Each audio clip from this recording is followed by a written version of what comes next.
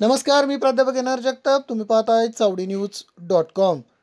सरपंच संतोष देशमुखांचा अमानुष छळ बघवला नाही. महाराणीचे फोटो पाहून तरुणाचं टोकाचं पाऊल. बीडचं जानेगाव हादरलं.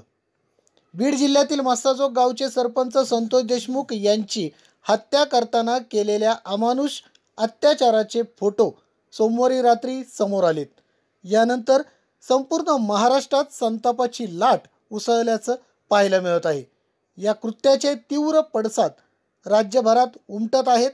संतोष देशमुखांवरती हल्ला करणाऱ्या, त्यांना मारणाऱ्या, ठार मारणाऱ्या मारेकरांना फाशीचीच शिक्षा देण्याची मागणी आता जोर धरते.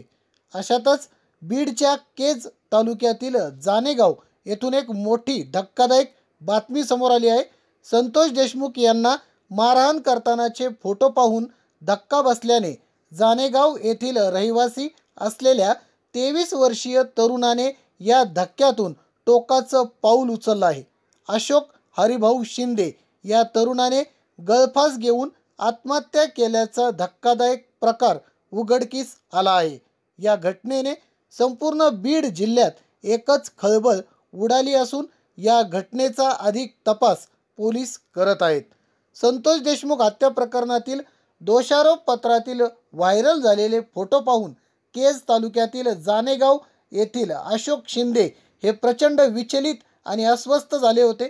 त्यांनी या विषयावर गावातील मित्रांसमवेत चर्चा केली. घरी जाऊन येतो असे सांगून ते घरी गेले आणि घरात गळफास लावून आपली जीवनयात्रा संपवली. हत्येच्या निषेधार्थ आणि संतोष भाई यांच्या आठवणीत काल 4 मार्च जानेगाव बंद ठेवण्यात आले होते. यावेळी अशोक शिंदे हा गाव बंद करण्यासाठी आग्रही होता. मात्र ही घटना उघडकीस आल्याने खळबळ उडाली असून अशा पद्धतीने कोणीही आत्महत्येचे टोकाचे पाऊल उचलू नका असे आवाहन संतोष देशमुख यांचे बंधू धनंजय देशमुख यांनी केले आहे.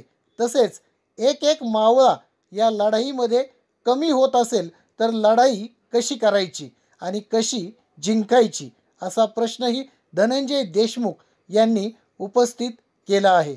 एकंदरीतच संतोष देशमुख यांच्यावर जे अत्याचार झाले, त्यानंतर जो शारीरिक छळ त्यांचा केला गेला आणि त्यानंतर त्यांचं अमानुष अत्याचार केल्यानंतर जी निर्घृण हत्या झाली, याचे फोटो जे सोशल मीडियामध्ये व्हायरल झालेले आहेत, यामुळे संपूर्ण राज्यभरात एक संतापाची लाट उसळलेली आहे.